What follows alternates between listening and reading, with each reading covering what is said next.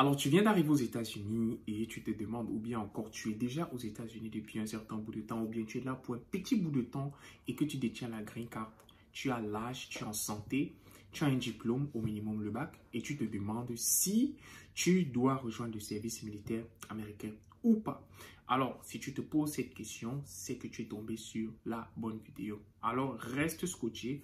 On va te détailler exactement et on te dira ce qu'il faut faire quand tu viens d'arriver et tu coches toutes ces petites cases-là. Tu désires rejoindre le service militaire américain.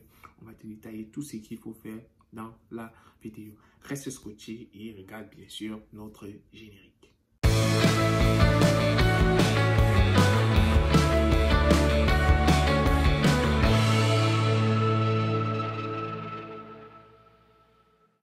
Salut à tous, mon nom est Ulrich et bien sûr bienvenue sur la chaîne Live Like a Soldier, une chaîne ici qui partage mon expérience dans le service militaire américain. Et depuis quelques années bien sûr, nous entraînons des participants, ceux-là qui veulent bien sûr rejoindre le service militaire américain à travers la pratique du test de ASVAB avec notre agence OPQ Consulting. OPQ Consulting, c'est une agence qui, bien sûr, vous permet d'étudier votre test de ASVAB et, bien sûr, qui vous permet ici de pouvoir rejoindre le service militaire américain sans trop de tracasseries parce que ici, on vous donnera tous les secrets pour que vous puissiez signer un bon contrat. Alors, sans toutefois tarder, nous allons tomber dans le vif de la vidéo où nous allons parler ici des personnes qui se posent des questions si bien sûr il est bénéfique pour eux d'entrer dans le service militaire américain ou pas quand ils savent qu'ils doivent venir aux États-Unis ou bien qui sont déjà aux États-Unis avec la green card ou bien ceux qui sont déjà ici et qui ont la nationalité américaine mais ils ont toujours cette question qui se pose en se demandant si bien sûr ils doivent rejoindre le service militaire américain ou pas. Bien vouloir rester scotché sur la vidéo.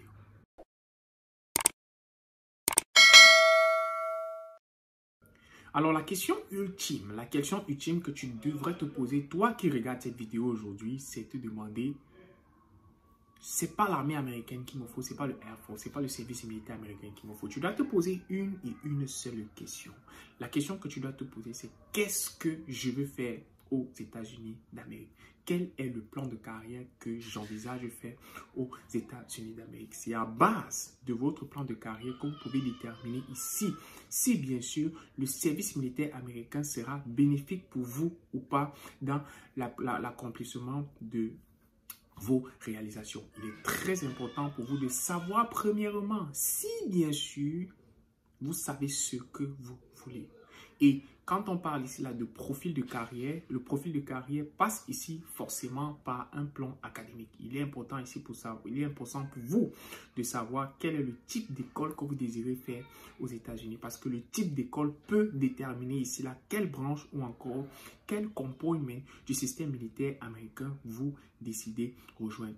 Très important de notifier le plan de carrière. Donc si vous avez un bic, notez d'abord première étape, établir le plan de carrière. Le plan de carrière ici se détermine par ce que vous voulez faire aux États-Unis. Vous voulez être dans quoi?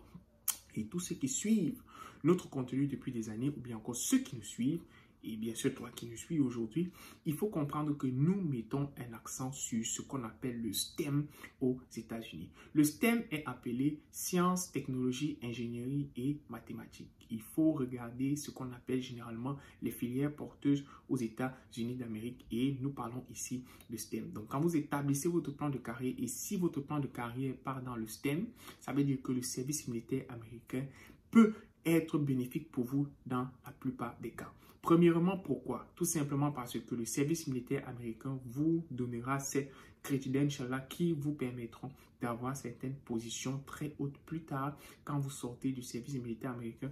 Ou encore, ça vous aidera bien sûr si vous voulez entrer dans certaines écoles qui bien sûr sont favorables à ce que les militaires poursuivent l'éducation supérieure. Il y a certaines universités il y a certains programmes supérieurs qui ont des places uniquement requises pour les vétérans ou pour ceux-là qui ont servi ou bien pour ceux-là qui servent actuellement. Donc, il est important pour vous d'établir votre plan de carrière en fonction de ces différents aspects-là qui vous permettront bien sûr d'atteindre vos objectifs dans le futur.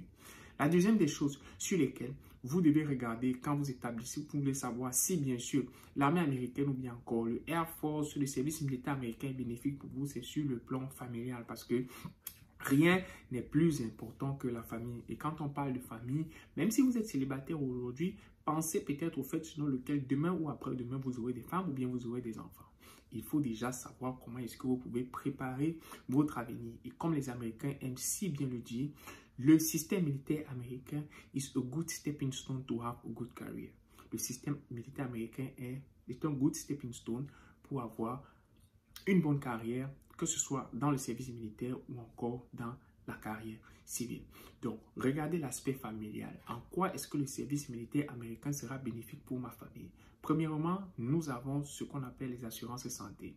Si vous avez regardé, nous avons fait une vidéo, regardez là en haut, qui parlait des piliers qui fassent en sorte que beaucoup de personnes pensent que les militaires ont l'argent ou encore que les militaires sont riches. Tout simplement pourquoi? Parce que le service militaire américain retire certains stress dans la tête des militaires.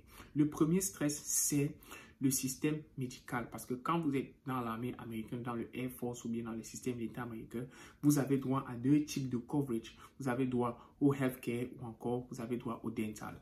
Si bien sûr, vous êtes active duty, tout cela sont free pour vous. Votre famille va à l'hôpital et vous ne payez pas d'assurance à la fin de chaque mois. Mais si vous êtes réserviste, il y a juste une petite quote-part que vous payez au niveau de ce qu'on appelle TRICARE Selective Reserve qui vous permet ici d'avoir le coverage au niveau de votre famille. Donc, l'aspect au niveau de la santé, l'aspect aussi au niveau de la maison. Parce que quoi? Une fois que vous êtes dans le service militaire américain, si vous êtes célibataire, vous ne payez pas le loyer, mais vous vivez au barracks. Vous ne payez pas le loyer, vous ne payez pas la nourriture, l'armée vous habille et tout ce qu'on vous demande, c'est de faire votre duty, de faire votre travail de MOS ou encore, bien sûr, d'aller à l'école quand vous êtes single. De l'autre côté encore, le troisième pilier qui fasse en sorte que les gens pensent que l'armée américaine l'armée américaine, ceux qui sont soldats ont de l'argent, c'est que l'armée retire le stress de la dette. Beaucoup de militaires n'ont presque pas de dette. Ceux qui savent bien gérer n'ont pas de dette, tout simplement parce que tout est déjà payé. L'école, la maison sont payés. Donc, ça retire énormément de stress. Donc, voilà. Deuxième grand aspect, c'est au niveau du plan familial, qui est quoi? Les enfants, l'école et l'assurance santé. Le troisième et le dernier aspect ici, c'est quoi? C'est que le système militaire américain vous permet d'avoir ce qu'on appelle une clearance. Cette clearance-là, ou encore cette security clearance-là, vous permettra d'avoir accès à certains jobs que d'autres civils avec le même niveau académique que vous n'auront pas ou bien encore n'auront jamais dans un sens. Tout simplement pourquoi? Quand vous avez cette security clearance encore, ça vous permet bien sûr d'avoir accès à certains niveaux de job dans le gouvernement ou encore dans certaines entreprises qui travaillent avec le gouvernement ou bien encore ces entreprises-là qui sont des contracteurs avec le service militaire américain. Alors, si tous ces aspects-là te fassent croire que tu puisses vouloir rejoindre le service militaire américain en fonction de ça, mon frère, je t'encourage premièrement à faire une chose, établir ton plan de carrière. Après ton plan de carrière, tu dois t'asseoir et étudier pour le test de ASVAB. Mais Dieu merci, aujourd'hui, nous avons une agence appelée OPQ Consulting qui vous permet ici d'étudier votre test de ASVAB en français. Il y a un cours. Tout est déjà dans le programme qui vous permettra d'étudier. Vous pouvez regarder le lien dans la description de la vidéo. Et à l'intérieur du site web, il y a une autre vidéo qui vous explique clairement comment le programme se déroule et ce qu'il faut faire pour bien sûr avoir accès au programme. Alors, si du contenu pareil t'intéresse, bien vouloir t'abonner, partager, liker et bien vouloir faire grandir notre chaîne pour que aujourd'hui, toi qui nous écoutes de nouveau ou bien encore toi qui reviens sur cette vidéo, que les autres puissent participer ou encore que les autres puissent avoir accès à l'information en ce qui concerne le système militaire américain. Merci et à ciao, ciao la famille.